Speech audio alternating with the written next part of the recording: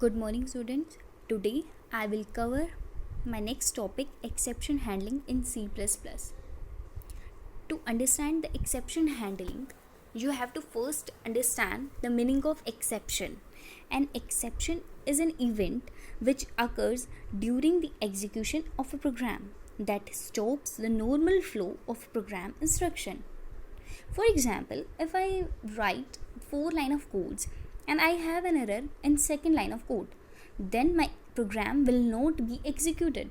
It shows error, it shows more warning message and show errors, and it will not execute the output.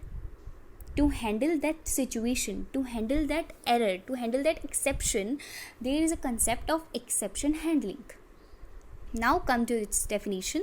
The process of converting system error messages into user-friendly error messages is known as exception handling.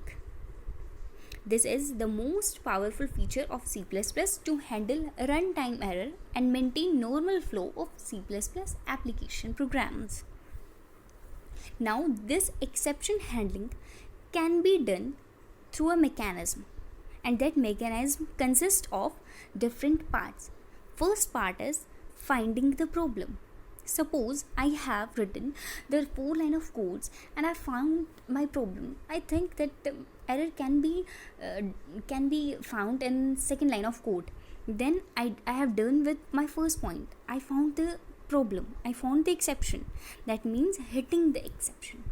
That means first process का इसका point है hit the exception, finding the problem. Now come to the next point, throw the exception. If I found the exception, now I will inform about its occurrence. How? With throw keyword. Now next, after throwing the exception, now I have to receive error information by catching the exception. How I can receive error information? Through catch keyword. Now, after catching the exception, catch keyword is also used to handle the exception.